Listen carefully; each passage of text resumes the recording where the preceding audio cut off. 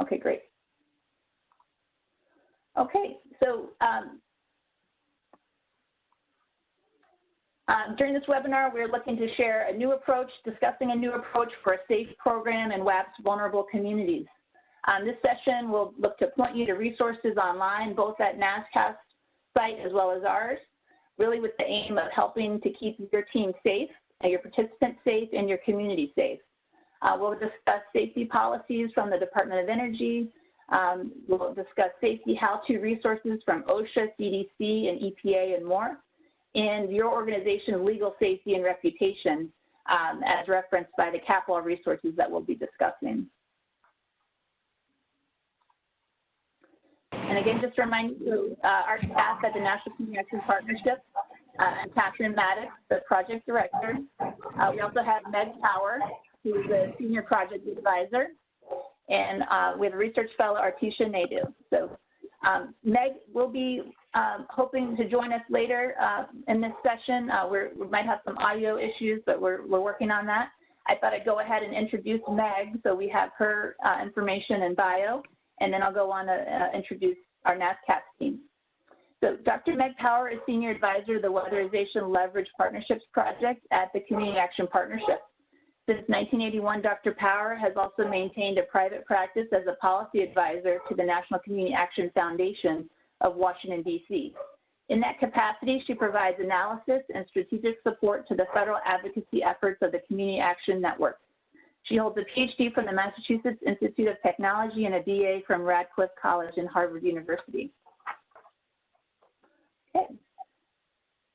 Again, hopefully Meg will be joining us. But I do want to share a little bit then about our Leverage Partnerships project at the National Community Action Partnership and what we can do for you as weatherizers. We can help support your creating or improving local or private partnerships. This includes connecting you with experienced peers across the country who have shown positive results in their leveraging. We can assist you with data collection, messaging, and getting things off the ground.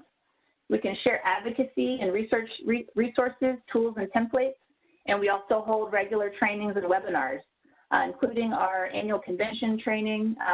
We'll have a weatherization-related track this summer in August. It's looking like it may be virtual, but we're still in negotiations with the hotel. So you can find that information on our website, communityactionpartnership.com, related to our upcoming convention. And before I pass it over to NASCAS, I just want to introduce our speakers there. So Amy Klesmeyer is the Weatherization Assistance Program Director for the National Association for State Community Services Programs, where she supports state WAP managers through training and technical assistance and general program support. Amy started working in weatherization in 2004 as a field worker in South Central Wisconsin, and later served as the lead program and policy analyst for the state of Wisconsin WAP. She holds master's degrees in public affairs and urban and regional planning. We're also joined by Andrea Schroer. She's the Weatherization Program Manager of the National Association for State Community Services Programs. She brings 11 years of state energy office experience to her role as Weatherization Program Manager with NASCAS. As the Senior Program Manager for the Georgia Environmental Finance Authority, she managed $26 million in state energy programs, delivering renewable energy and energy efficiency projects. The last 5 years, Andrea has managed Georgia's Weatherization Assistance Program. And prior to joining GIFA, Andrea worked for Quest Communications as Director, Program Management, Network Engineering, responsible for the nationwide build of cyber centers. Andrea earned a BS in Communication System Management from Ohio University and an MS in Environmental Policy and Management from the American Military University. She's a certified project management professional and is dedicated to empowering states to deliver successful WAP programs that conserve energy and improve lives. We'll also be joined by Eric Bana from NASCAS. He's the Program Policy and Communications Manager there. He works with both the WAP and CSPG sides of NASCAS, and his responsibilities range from developing communications resources, meeting with congressional staffers, assisting with training and technical assistance, and providing general program support. He holds both an MA in political science and a BA in economics from St. Louis University. Prior to coming to NASCAS, he worked with energy and environment issues on Capitol Hill. So we're pleased to be joined by our colleagues at NASCAS, and I'll pass it over to Amy if she's on. Just let me know. We're having connection difficulties with Amy as well. So is Andrea then we're passing over? Yeah. Okay. Hi, Catherine. Thanks so much for the introductions, and we're happy to join you today on this webinar. And I do think Amy is having some internet issues, so I'm going to go ahead and kick us off here. I'd like to just recap some of the DOE guidance from Memo 60. And early on, DOE communicated to states that the decision to pause or stop weatherization work was a state and local decision, and that while production was stopped, WAP agencies could still charge labor costs, including salary and fringe benefits, as long as they complied with the uniform federal guidance. WAP Memo 60 also encouraged admin and online TNTA activities, such as updating and developing policies and procedures, online trainings, virtual conferences, inventory reconciliation, etc.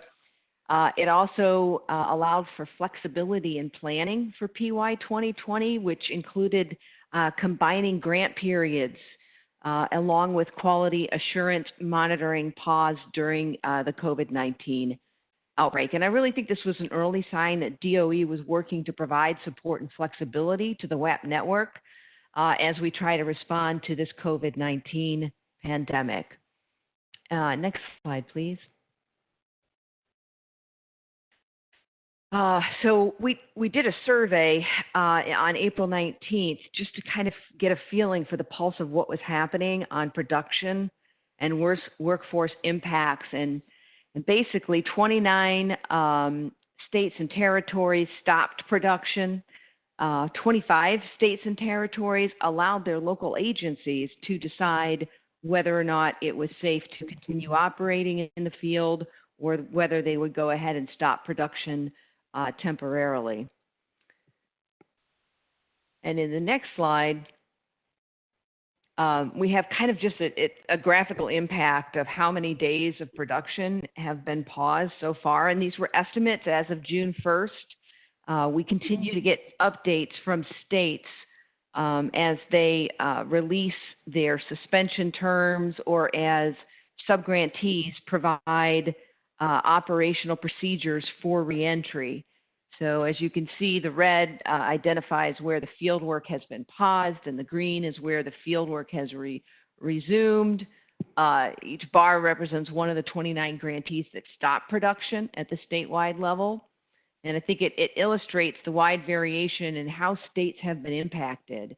So there are a number of factors at the root of the variation, such as governor's guidelines, local guidelines and requirements, how intense the localized spread of COVID was in a specific area, the availability of PPE and the availability of training. This illustration emphasizes that many states are already back in the field and recognize that many states and local areas have already moved beyond the material in Memo 62. And we really hope this will be a good opportunity to review the recommendations from DOE. Next slide, please. Yep. So with guidance from DOE on COVID-19 through Memo 62, it discussed the response to guidelines for opening up America, the 3 phases that have been identified at the federal level.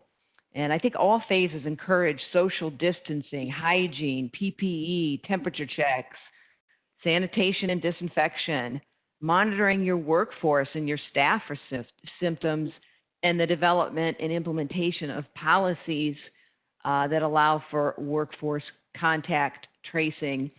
And in each one of the phases, as you pass through each one, of course, the first phase 1 is encouraging telework still, minimizing that non-essential travel, taking vulnerable individuals and making sure they shelter in place. And they define vulnerable individuals as elderly individuals and individuals with serious underlying health conditions. That could be high blood pressure, chronic lung disease, diabetes, obesity, asthma, you name it. And also in phase 1, to avoid groups of more than 10 people. As you move into phase 2, Still, they encourage telework. Non-essential travel can resume. Vulnerable individuals should still shelter in place, and the social distancing is a little greater here in that they try to avoid groups of 50 or more. And then in phase 3, it's resuming unrestricted staffing of work sites. Those vulnerable individuals can resume public interactions, and then just minimize time spent in crowded environments. And in the next slide, we will talk through really what this means for weatherization in phase 1. And I think in the guidance, DOE refers often to following CDC, EPA, OSHA, FEMA. This is where you want to go when you're looking for guidance regarding health and safety, PPE, disinfection. And after review of that guidance, there's a recommendation to go in and update your health and safety plans to include infectious disease preparedness and response, and to encourage working from home, participation in virtual trainings, and continue to conduct client outreach and process applications remotely, developing safety protocols that will keep both your workers in the field and in the office safe, as well as thinking about your clients. And if it's necessary to limit or stop field work based on what's happening in your local area, and you can pause monitoring until phase 3. So in the next slide, I just want to go into some specifics on WAP Memo 62. And I think the first is considerations for WAP intake. And so since phase 1 and phase 2 call for social distancing and teleworking, DOE has recommended that agencies develop a plan and a protocol for collecting applications remotely. On NASCAS's webinar last month, we heard from some states that all of their local agencies are already providing online applications as a result of COVID-19. Some have even developed YouTube instructional videos. So if remote apps are not possible, then they recommend implementing strict social distancing protocols. Some local agencies have gotten creative. We've heard stories about local agencies using the outside bank teller machines to collect applications, which is a pretty cool idea. Memo 62 also says that e-signatures or photographs of signatures sent via text or email or even regular mail will suffice. And then Memo 62 says, when applicable, try to coordinate with other programs. So I think an example is some states use the LIHEAP application. So when possible, provide an approval to share data among programs so you minimize your client exposure and maximize your client's opportunity to share programs. And then this is pretty important. Before sending workers to a client home, some grantees are required to screen applicants for known or suspected health concerns. And this is outlined in WPN 17-7, and I'm on the next slide. Yep. I think what you want to make sure that you do here is before you send crews into the field, please try to screen these clients by phone. There's several questions that DOE has recommended. And we've also provided on our website some online COVID-19 self-assessment tools. We shared an example of one created by Emory and the CDC on our website. The vulnerable clients probably should be put on a wait list and prioritized in phase 3. We've heard from states that have already updated their health and safety protocols for COVID-19. Deferral waitlist times seem to be varying, but the minimum seems to be at least 30 days, and DOE recommends waiting until state or local area is actually in phase 3.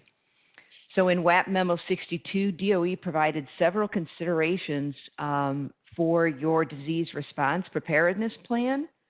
And these are all listed, but making sure that your field workers have proper PPE, and then also to provide training on the proper use of this PPE. In accordance with OSHA Standard 3990, PPE must be worn by WAP crew members. DOE also recommends that when possible, PPE, such as a face mask, may be offered to clients that are in the home during the time of weatherization work.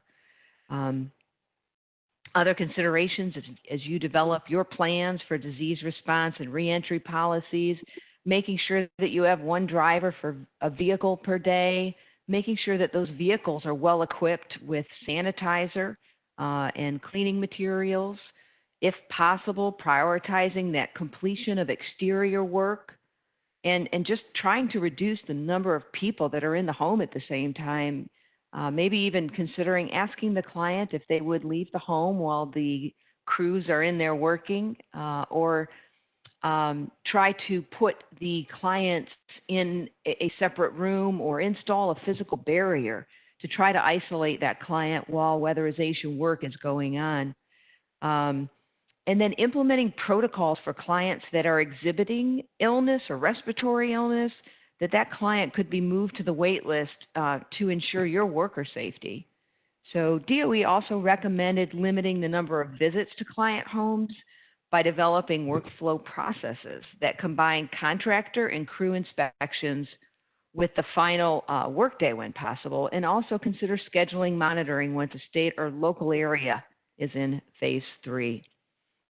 And on the next slide, we're going to move to a few questions that were asked, which DOE addressed in Memo 62.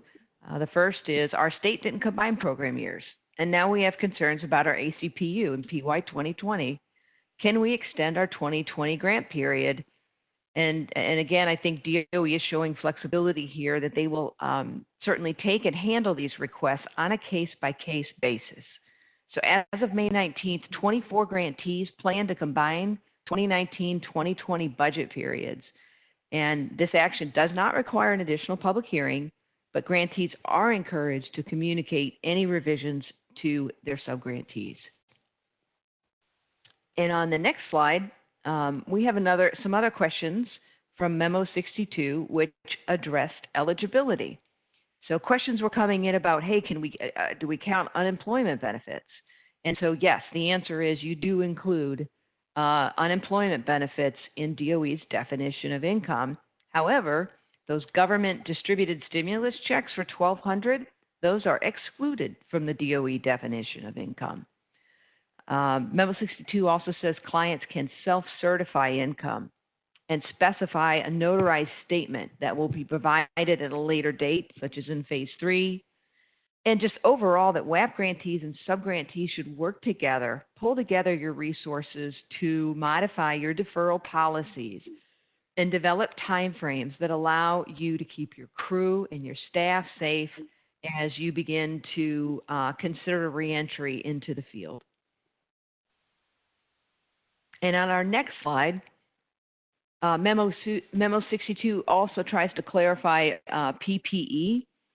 Can DOE clarify the types of PPE required for WAP work? And so it's important to understand that DOE is not the regulatory authority for PPE or workplace safety, and that they're going to recommend FEMA, CDC, OSHA. So in here, the guidance says follow applicable OSHA standards. There's also guidance in WPN 17-7.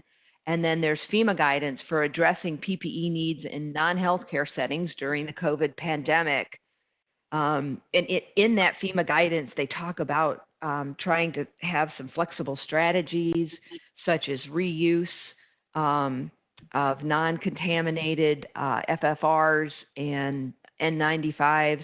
So just review that guidance as you develop your strategies for going back during this COVID pandemic and potentially facing PPE shortages. But at a minimum, DOE suggests all work trucks include respirators, N95 face masks, gloves, protective clothing like Tyvek suits, booties, paper towels, hand sanitizers, cleaners, and client education materials and client face masks.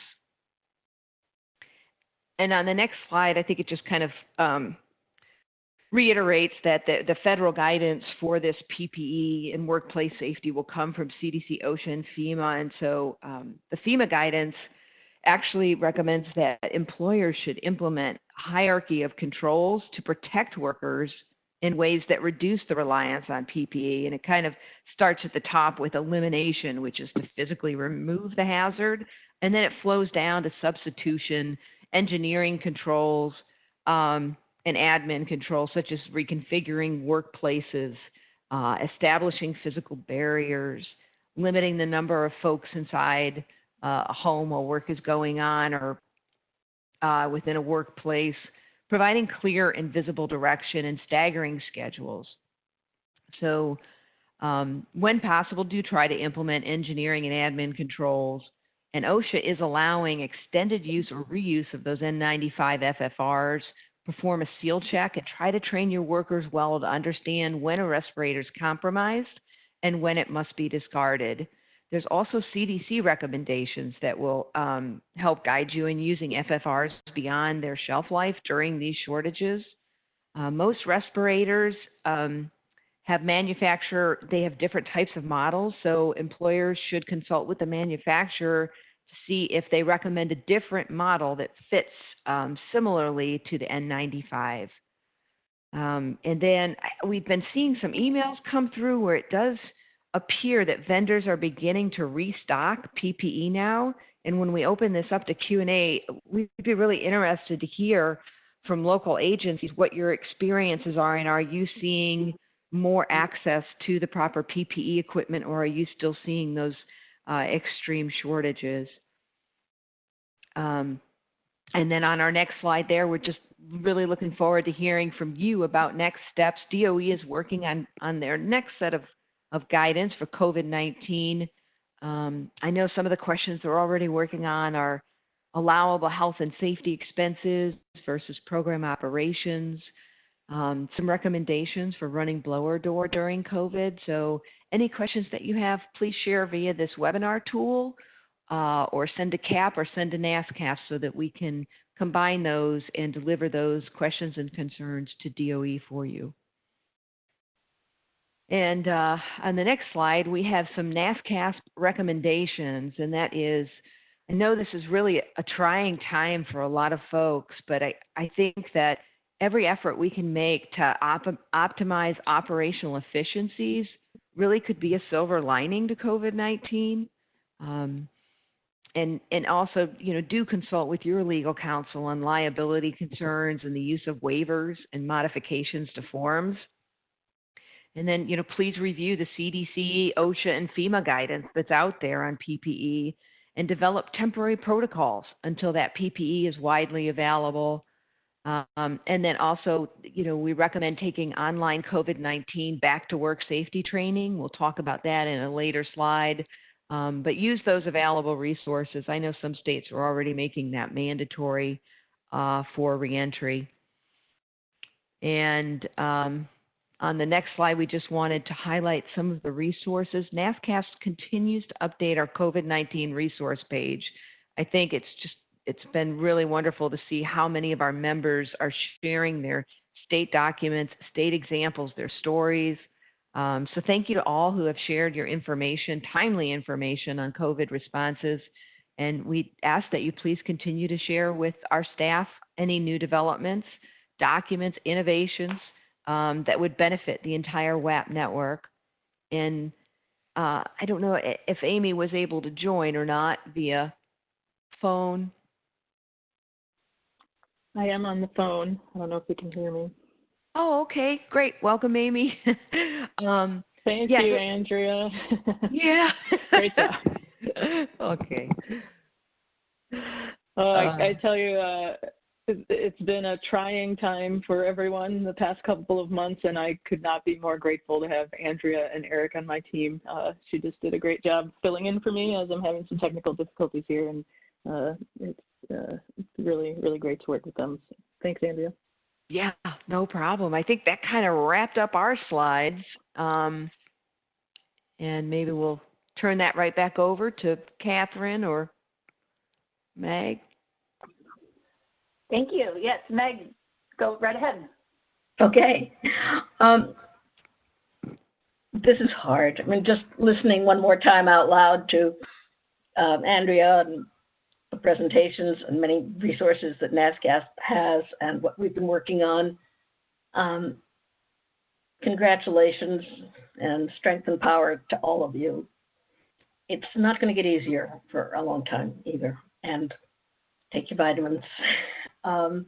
What we have is a few suggestions and a resource that we will continue to develop that focuses more or entirely on tools for the how-tos, like checklists and very detailed, picky things that may really help you do some of these new tasks and in reconfigured circumstances. We have at CAP also a COVID-19 resources page.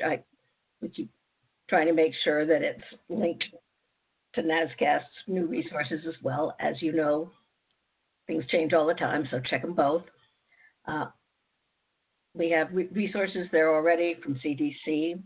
We have an extraordinary presentation from CAP Law I'm going to talk about a little bit. There are links to the EPA instructions that are relevant to us, which have to do with like an encyclopedia of cleaning and product descriptions. There's some OSHA materials. DOE has circulated a great many of these things as well. To avoid duplication, we're trying to make have made an annotated list of resources that pertain to CAPS in general and specifically to weatherization activities, everything from offices and trucks to cleaning on the site. And what we will have is a link to the documents and resources that we can find that are how-tos. And what that means is mostly CDC, some OSHA and EPA, and some partner organizations. And I'm sorry that you have to keep checking for changes. In our weatherization newsletter, we will notify you when there's a new draft that has a lot more stuff in it. But we will send the first one out with the recording information on this webinar, post it, and keep going. We've had a wonderful intern, Artisha Naidu, I hope she's on here, working on trying to collect all the bits under the topics you need and tell you what you'll find if you go to the link. Get on the next slide, Catherine, there. Let's talk about CDC for a minute. The guide I was describing is kind of your cliff notes. Here are the topics. Here's the main points. Here's the link. CDC developed a lot of documents. If you've been reading the newspaper, you know that a number of them were either just censored, taken off the site, or boiled down to 1/3 the length. We've been trying to find you the longest CDC documents we can because they're the details of how you do it. And that actually was what higher level forces in Washington did not want out there, but they can be really handy on an operational basis. So you've got everything there from the things I've listed on this slide. Vehicles, even something on, the thing on warehouses is actually from the Home Builders Association. Cleaning tools and equipment in CDC, an important point that you've discussed on other webinars is everybody should not be sharing tools. That may be expensive for you, but think about it. Protecting COVID vulnerable employees is extraordinarily relevant to our organizations. A very large percentage of your workforce and your contractors are vulnerable by virtue of their race and ethnicity. Now we know the disparate impact of this disease, or just by virtue of their zip codes.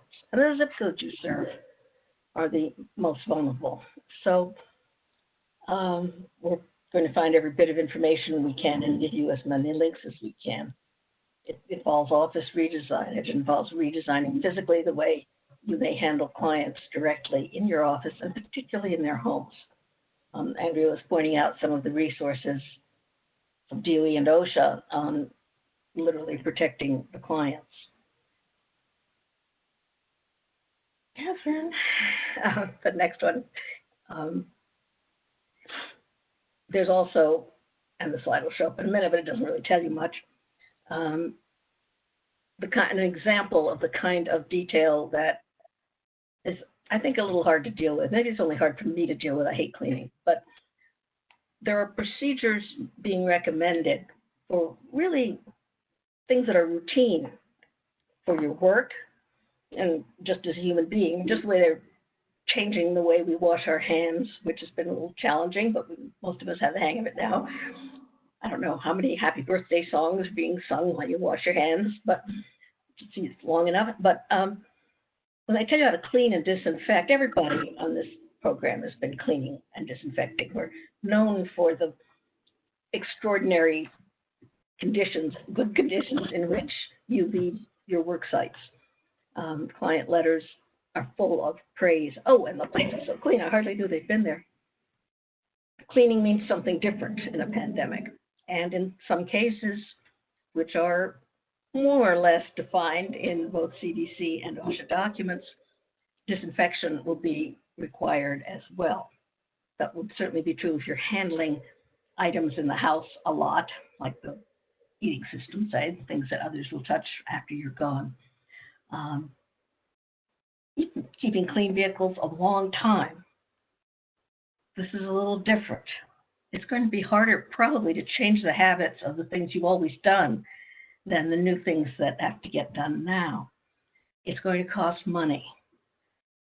From what I've been reading, your facilities in particular are going to require so much more frequent and more deep cleaning that you're going to have to put hours and maybe new staff on it. That's good as job creation, but it is a cost that must get figured in. I hope that DOE will figure out a way to make it client education or some kind of program expense.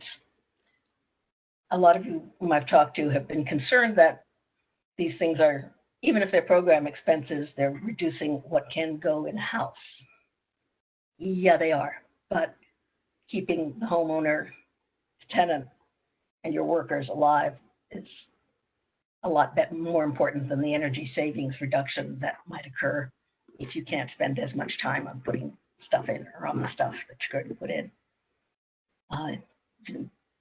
Rethink budgets on cleaning and training cleaners, training people that's okay, but you can go ahead, that maintain your building as well as your workers who are doing this very specialized jobs. That was sort of a sympathy expression as well as an urging to think about your planning. Catherine is the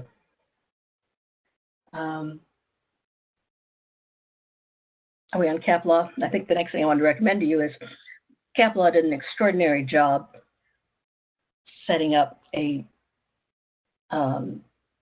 guide, text, how-to manual on many, many issues that have come up in spades, if you will, during COVID. And many of them are general organizational issues that affect the whole cap, but a number of them are also very applicable specifically to weatherization. This is, our going into homes is a unique feature for many of our agency local programs. Not so much for you who do housing rehab, but when you do that, there's no client there.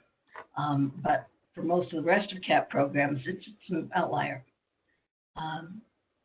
Under their prevention tab in the CAP law guidance, this is just a picture, I can't tab it for you.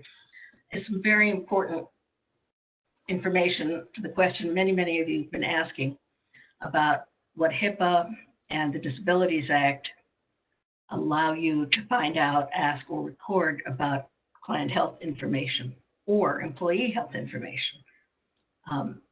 The ADA requirements are specifically about what you can ask your employees. These are detailed answers here, and it's important procedurally. I'm not going to try and summarize any of the cap law stuff at all. It's very specific. There's a right way and a wrong way, and I'm not going to try and edit it. The next slide just shows you that there's a tab on liability that's also very important. One of the many questions or ideas that has come up, sometimes some of you have just announced to us you're setting up a new client waiver and they're going to sign it, and it says you're not liable for any health problems they have. Well, maybe that works and maybe it doesn't. What about having your employees sign waivers? That's another question. there are answers to those questions, lots of them. That's why I kind of lined up this illegible little screenshot of the many different kinds of questions CAP Law has taken the time to answer about liability. And this is about, of course, your formal legal liability, your insurance policies, and so forth. I think you have additional considerations that have nothing to do, not nothing, but that are not the same as the legal prescriptions or what it says in your insurance policies, because your program and your whole agency have an immeasurable but fundamental important asset, which is your reputation and trust in the community. And you have to figure out how to go beyond anything that's just procedural to make sure that none of your program's activities make the community lose trust in the way you do business in general, or how weatherization works in particular.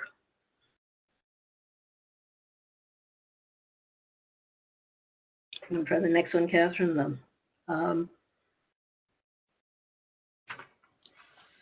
Right, so we're coming to the end of this. Okay. CAP also has recommendations for you. We agree with all of NASCAS's recommendations. The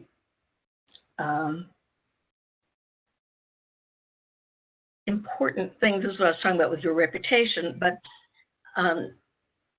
as the CAP itself and the weatherization program launch into this new world, the world that we live in since February 2020, there are an awful lot of opportunities to do some new things, both within the confines of what you're trying to deliver in your conventional program, how you use your many partners' funds.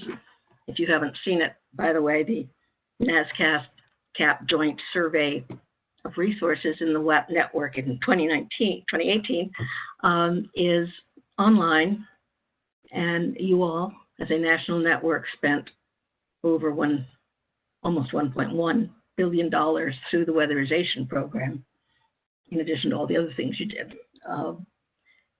There are a lot of partners in there. They may very well want to contribute not only to weatherization, but to the activities that you can do in the community with your crews to reduce health disparities. Now they may get it.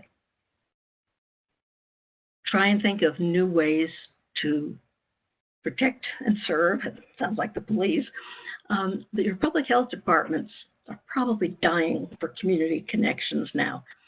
The whole public health world, which I've been following a little, is very focused on health inequities, and departments that didn't have any handle on strategy for their own communities are now looking for partners like input. Maybe I'll even be looking for things to do. Billions of dollars, more than 12 billion, have gone to local health departments and state health departments in sort of block grants for COVID very recently. They certainly will have people who can give you expert advice or ask you which of these conflicting documents that your national organizations just recommended is the one to use, but also the rather subtle problems you have in keeping clients and workers safe. We've been brainstorming here trying to think of ideas. I'm just going to throw one at you to show you what brainstorming could do, and it might work for you. What if instead of worrying about working around your clients, you could ask them to move, of course, as Andrea said, to their family or something, but let's say they can't. Let's say they want a social distance. Why not pay for a hotel room for them when you're doing the blower door and when you're actually working in the house? This is, say it's 3 nights. If you get a deal with a hotel just from your agency, it'll probably be a discounted rate. So you're adding a few $100s of health and safety. But you might not even have to pay for it, because we've learned that it's standard public health practice to keep rooms where where the health department can quarantine residents who test positive, don't need to be in the hospital, but cannot in some way sequester or seclude themselves in their small house that is crowded. So your health department may actually have some reserved rooms for people who are testing positive, and they might not be full, and they might be really happy to do some prevention for your clients and have them stay there. Also, homeless programs have been allowed to fund hotel rooms for getting the homeless off the streets during the pre-opening phase.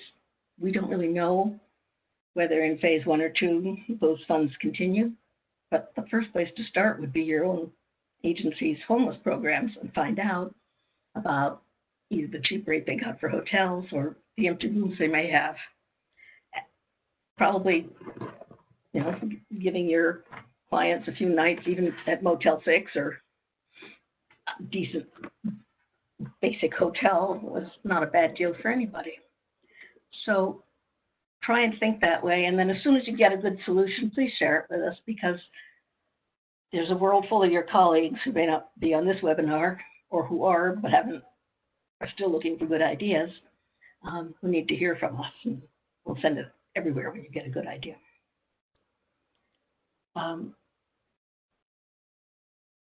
So where are we? I think that's really the end of what we have to say. We want to know, oh yeah, I'm supposed to remind you, that's a resource page I've been talking about, and it has on it lots of information for all parts of your CAP.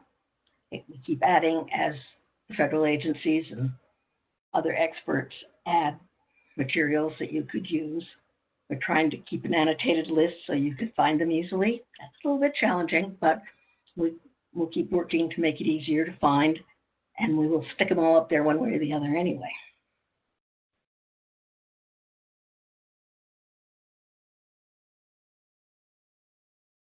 And yes, there's this really great course that's just been made available called at the Energy Smart Academy, which is in New Mexico. It's a 4-hour course. I'm not going to read you this slide, but it's a really good course. You get BPI CEUs. It's only 4 hours, and there's terrific material that you can download even before you take the course. So those 2 links, which we will send out, the Energy Smart Academy and Amanda, who's running it, are important and can be very helpful to you.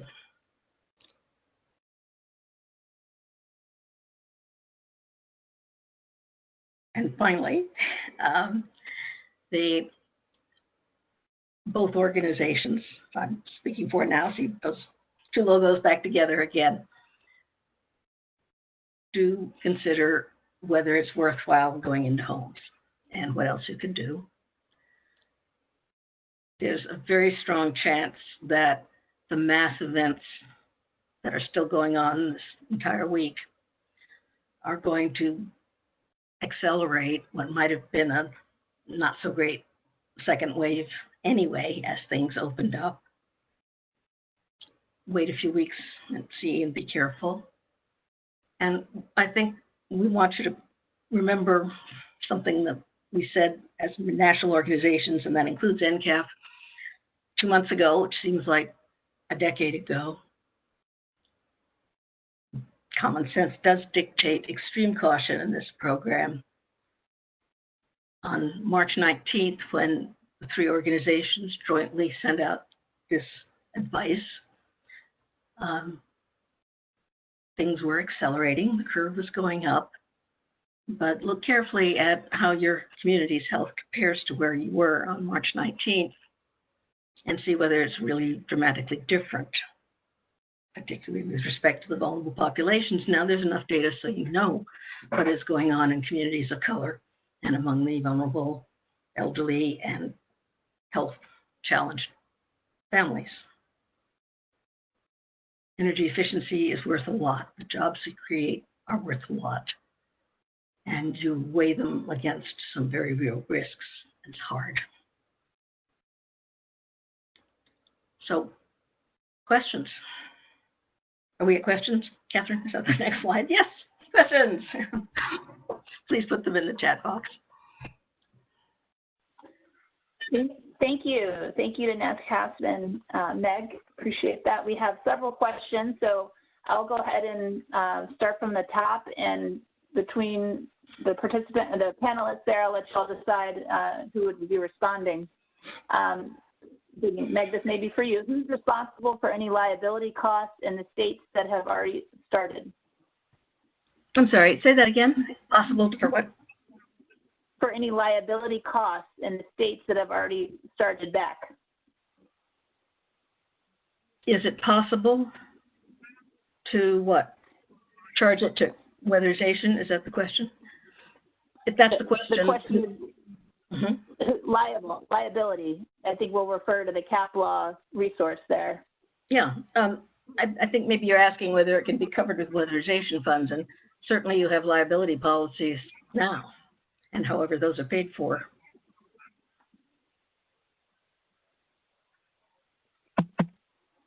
Okay. NASCAP, anything to add on that, or?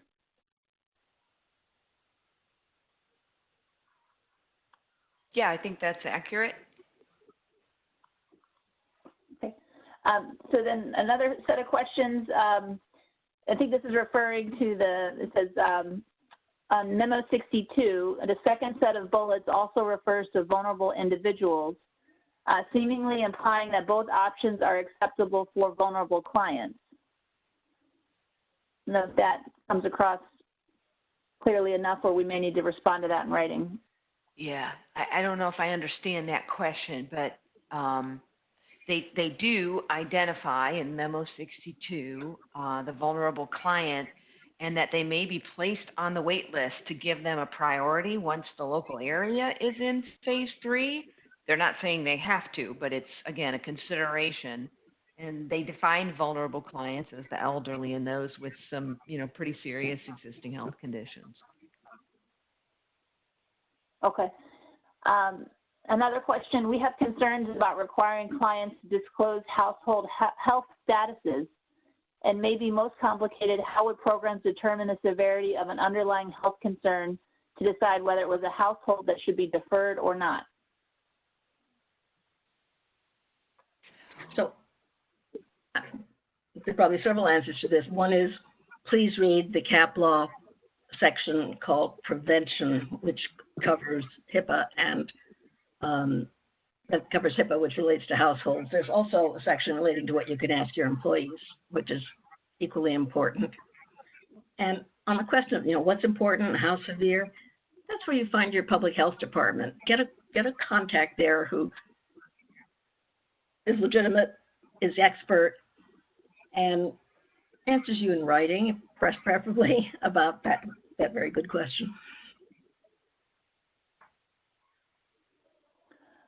Okay, and this person asked Andrea, what's the best way to know our state and or local area's current phase? The federal 3 phases are different than the 6 phases issued by our governor. Are we to compare the phases and make the best call if they don't align? Right, that's Wow. that's happened, and so I would say go with your governor's directive on that. And I would say she's legally absolutely right, but be as conservative as you possibly can be, even if your governor isn't considerate. I think one of the things cap law did say was, when in doubt, if you follow the most restrictive guidance, whether it's state or local, you're probably best protected from liability. Can we use the KN95 masks in replacement for the N95 masks? Yeah, so we should just double check the FEMA website to, things keep changing all the time, and make sure that it's listed as one of the eligible PPE. I think there are several links embedded within that document, but I think they provide some alternatives, and even alternative PPE from other countries as well were listed in that. And in that document, there are links to CDC explaining how to clean up something you have to reuse that wasn't meant to be reused. And we will put a link to that in the compendium we're putting up as well. Yeah. I think I made some notes here. It talks about prioritizing efforts to acquire and use PPE in the following order. And it says try to go with NIOSH certified equipment, and then equipment certified in accordance with standards of other countries or jurisdictions except the People's Republic of China. So, just, I would log in and check that. I'm sure things will continue to evolve and change on that. Yeah, and NASCAS pointed out a really important site some time ago, and now it'll be in our document, but it's in your slides, which is the National Home Builders Association. Has technical resources for construction. Okay, we have several other questions. So, are you aware, has DOE, ORNL, or ASHRAE issued, or do they intend to issue guidance for WAP projects on performing blower door tests in occupied spaces during COVID? The last I've heard, I believe they are working on that. They are working on it. They're also, they're trying to think of creative things, thinking out of the box, like virtual blower door tests. See if they can come up with anything legitimate. They're going to do it. They've been trying very hard to be proactive, imaginative, and responsive.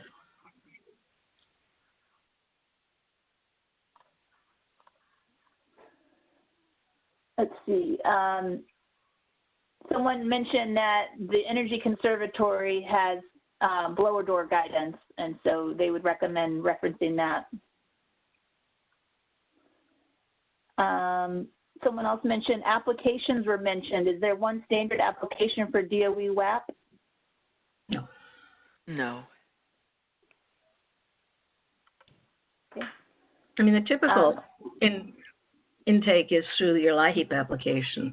So many of the clients come through that.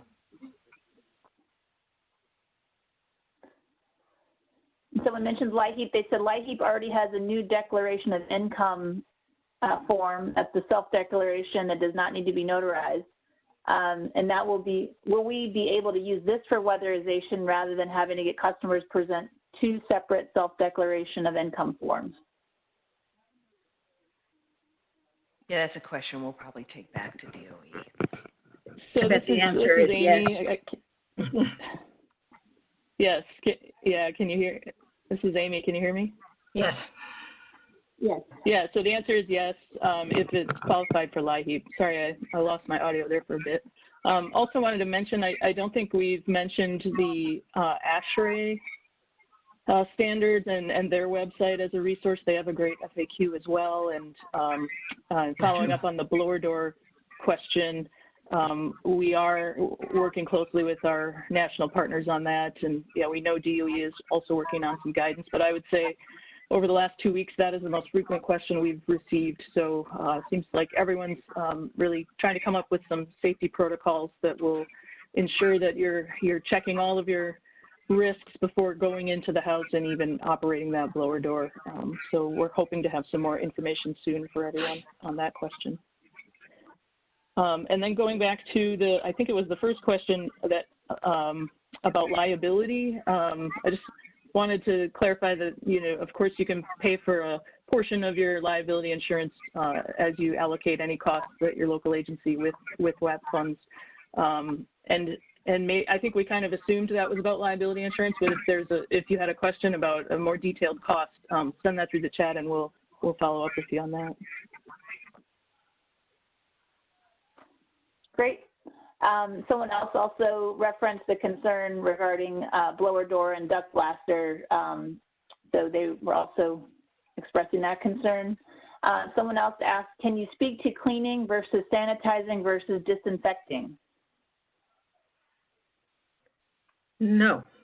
Sanitizing isn't a word that shows up in the guidance, the CDC and OSHA guidance, but disinfecting is. And as you can imagine, it has other products. It probably has some other procedures. I didn't read it as carefully as I should. There are two different sections. We link to both of them in the document we're going to put out. They're on the CDC website. They're on our website. EPA has important information. So if you go to CDC, then you get this link to EPA after they tell you a lot of stuff. And EPA goes through all the different products and what they do, and including whether they're safe for residential use or not. And again, your public health department really should be helping you decide when you disinfect a house you've been working in. And see that answer anywhere in national documents. I think we've touched on this one, but what is the best way to determine if the client household has at-risk or high-risk people in order to maintain client privacy? Yeah, use the CAP law piece. It's under prevention. I keep saying that because it's not exactly where you'd be thinking of it, but there it is. And it's very and I would also. Oh, go ahead. I'd also add to that, one of the things we've been recommending is that you always ask about the household and not individual members of the household. And we've been talking to several states that have gotten guidance from their general counsel to not require anyone answer those questions. You can ask, you can screen clients beforehand and make it optional that they ask, but some states are saying that, they're not going to require that. That puts you in a little bit of a difficult position where you have to potentially assume that you're going into a house that might have a risk, or you're deferring that house. You can go farther than the state within the legal guidelines, which are very clear in the CAP law thing. This is also true of your employees. I mean, a lot of CAP laws covering what you can ask your employees as well. And what Amy said about inquiring about the entire household is important. And hey, those hotel rooms that we're inventing until we find out more, why couldn't your employees, your contractors, be offered those rooms if they test positive and have a crowded household? So I just want to clarify that. Go ahead. Just wanted to clarify that, with this hotel room idea, this is not an allowable use of DOE funds. So as Meg mentioned, if you have another funding source or program that's a resource for that, that might be an option for you, but we don't anticipate that that would be an option. We don't know what we'll see in the future guidance, but would not recommend planning on that for WAP funds. And again, I just really want to stress, I know we're almost out of time, but the Weatherization program is an incredibly resilient and innovative program. We deal with a lot of risks when we go into homes, and this is another one that we're going to have to try to navigate and mitigate as best we can, and really encourage everyone to have strong policies before you even think about going into that home, about screening the customer and making that decision about whether or not you're going to put them on a wait list, especially if there's a vulnerable household member in that home. So there's a lot of great resources on our website. We're starting to post some of these samples from states, so take a look at those and contact us if you have any additional questions. Also, let me add to that. As things are changing in your county, not just exactly the community you're working on, you want to see if the prevalence is going up. Again, you're working in the most vulnerable neighborhoods and population groups.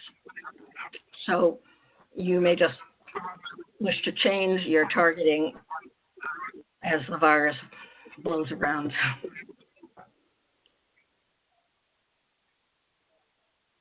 Okay.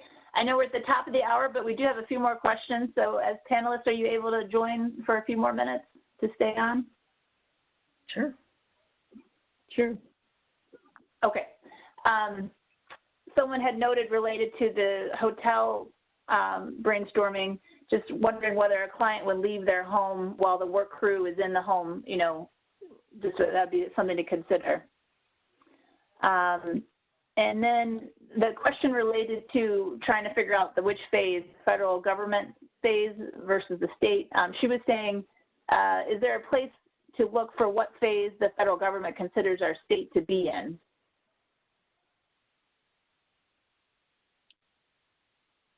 No, on that question, I would recommend following your state guidance or the most restrictive guidance. Yeah, I mean, get a grip on what's happening. The feds backed off. They put up these criteria and said, good luck, governors. And so many states are open. In fact, no state that has moved to phase 1, never mind 2, no state moved to phase 1 meets all 6 federal criteria for stage 1, which included lots of PPE and tests for anybody who wanted one. Widespread testing, I think, was the federal thing. So the best grade an opening to phase 1 state has is a 66%, which is a D- to me. Don't count on the feds. All right, and another question related to the blower door, just to clarify, we say that DOE was in the process of developing blower door guidance, and if so, any idea of the release date? So we don't have any idea when that might be available and if it will be available at all. Honestly, it's been a very long process to get any communications approved at DOE. So we are working with them to try to inform those efforts and hopefully and push for publishing something as soon as possible. I would say that I don't exactly know what to expect in that guidance as well. I think they'll make some suggestions for safety, but I don't think DOE is going to come out with a very strong stance on whether or not you should operate a blower door. If you have if you have serious concerns in your state about the safety of running a blower door, we do recommend the state get in touch with their project officer and talk through that, and we're happy to assist with those conversations as well.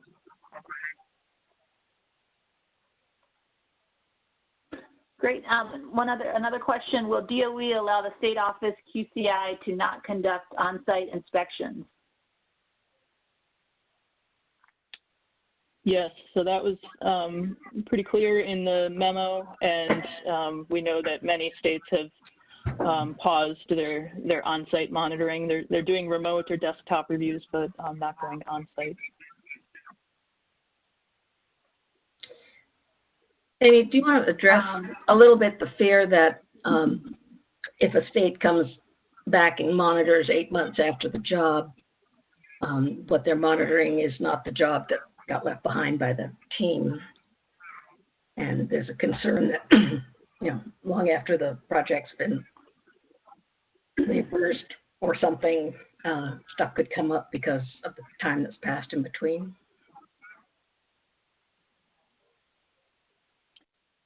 Sure. I mean, I understand that concern, and things can happen if there's a long span of time between when the job is completed and when the inspection is done. Hopefully you're taking good photos of that work that was done and how it looked when you left the job site, and that can be a resource you point to when those inspections happen. But I hope that, as DOE has been flexible, we are certainly encouraging states to be flexible and understanding of the challenges that we're going to see out there. But I would definitely be, documenting things, as well as you can, including taking photos and whatever else you can do to show the work as you left it. Back related to the blower door question, just a statement that this person would urge people to not wait for anything from DOE regarding blower doors. Another question on, Meg, could you repeat what you shared, that no state has qualified to move beyond phase 1? Is that what you had stated? No state qualified to move into stage 1. And there's no federal enforcement. Those were guidelines by the health professionals. 2 of them are not met in any state that we know of. I mean, widespread community testing, totally available PPE, no. And looking at that, and not, I understand governors thought I can't affect that. It's a federal problem. I don't have the stuff, and we got to open. So they did.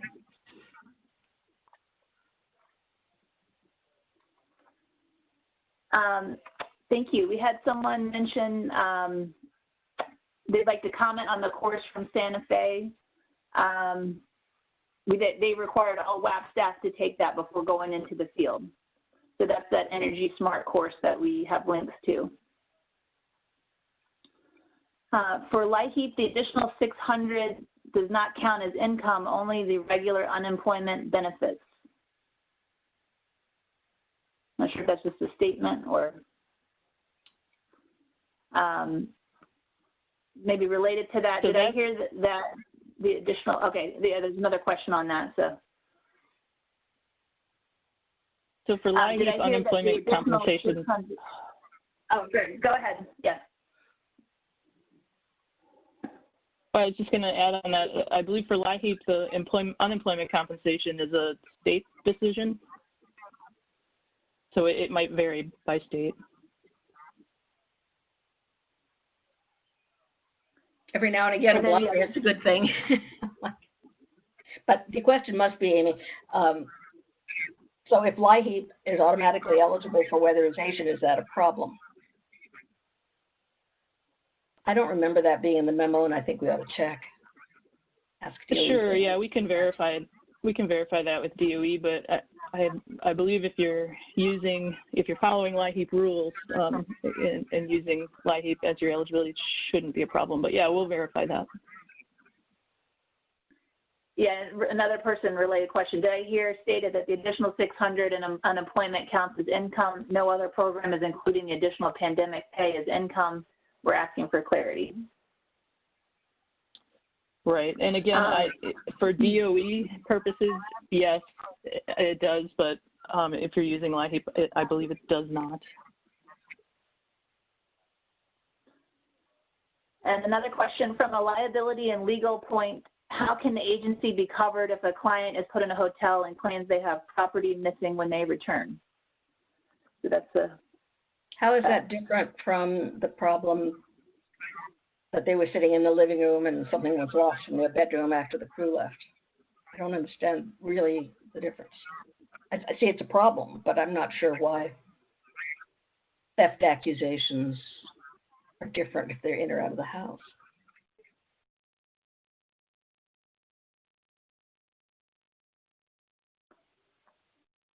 Okay. We had a couple of other questions. How do we protect the field employee and the agency from a legal standpoint of a client contracting COVID-19 during the weatherization process? That's in the CAP law. That's what is in the CAP law guidance on liability, which is very long. Read it. Yeah. And I would add that's going to be part of your disease response and preparedness plan. So that should outline the steps that you are taking to mitigate those risks. Is it possible to temporarily suspend the blower door requirement and transition to a prescriptive method of performing weatherization, for example, priority list?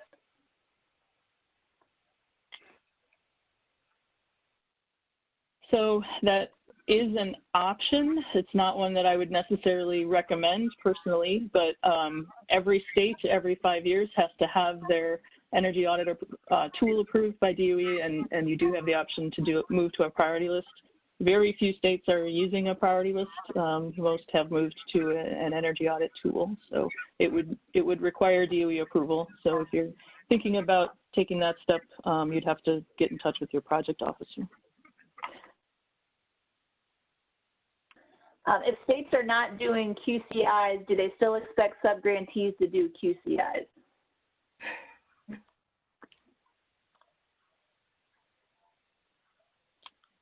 Well, yes, they do, right? Yes, that's going to vary by state. You know, I think as states are opening up their field work, they're going to start also doing the same with their QCI inspections. So we expect to see those things happen simultaneously.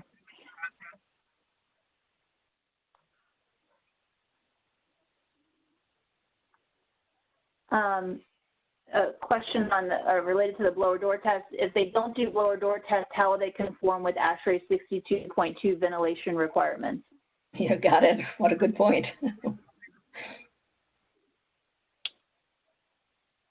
Yep, excellent question. So that right now a blower door test is required to do that. So that's one of the challenges states are facing if they feel that there is a safety concern with doing a blower door, and that's why we're working very hard with our national partners to try to come up with some guidelines to address this issue. And I think this might be our last question.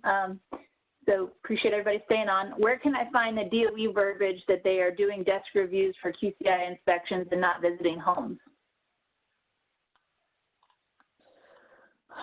So I don't know if it specifically states desk reviews, and I will have to check if it's Memo 60 or 62, but there was language about pausing monitoring.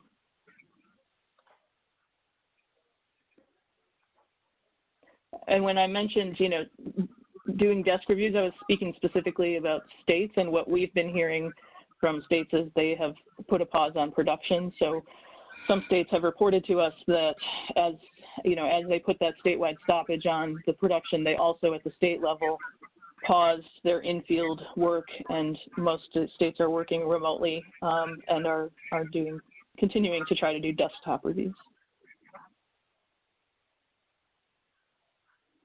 Okay. So I mentioned you would not get the infiltration credit. That's related. Is that the blower door conversation? Correct. Yeah.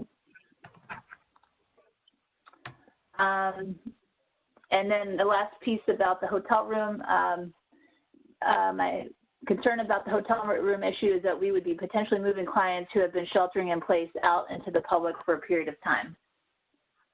Right. So you would need to see what arrangements your public health department made to sequester positive tested patients, or what your homeless program does with hotel rooms to keep the people who've been sheltered in there safe. And I wouldn't move forward on either without medical advice from the public health people or your community health clinic. Looks like we're getting more questions here, so maybe just the last couple minutes. How can you do a desktop review without actually visiting the home?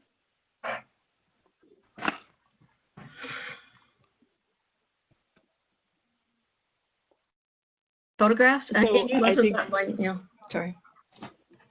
Yeah, photographs, reviewing client files, any information that's available on the jobs. So some states do have electronic systems where there's a lot of information available in real time, and they can run reports on things like production and measure completions. So states are doing their best, as local agencies are doing, to keep progress moving forward as we deal with the pause in field work. And this looks like the last question. For clarity, the federal unemployment is to be counted as income?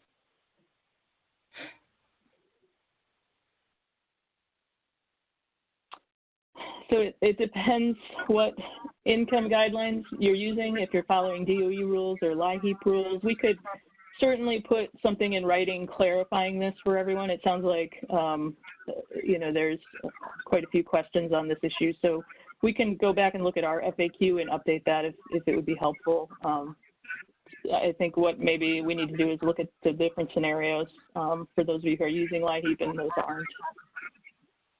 And then there's the question of, are unemployment benefits counted, but not the $600 bonus unemployment benefit? Either second or third question. I lost track. Yeah. Another topic, another question on the blower door. Sorry, ASHRAE 62.2 doesn't require a blower door. You can use a standard number, but we use the blower door to take credit for the natural ventilation from air infiltration, the air infiltration credit. Correct. Yeah, sorry I misspoke earlier. Yep, that is correct. Okay. And you use it to make sure you're leaving a house quite safe. Yeah. And many agencies use it as a tool, a diagnostic tool. So that's, you know, another thing that they're looking at. Another statement, practically without a blower door number, you have a higher required ventilation and therefore more equipment and more expense.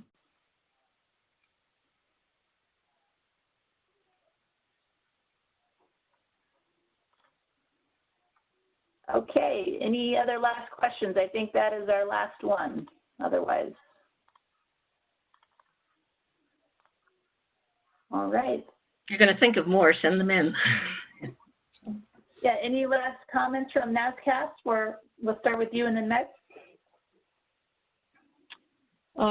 Just thanks for hosting. We really appreciate it, Catherine, and we will keep everyone posted as we have more information available on both the blower door question and any future guidance.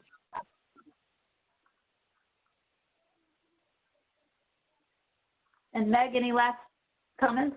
No, just thank you so much. This is hard, it's heavy, and it's not going to stop for a while. You're great.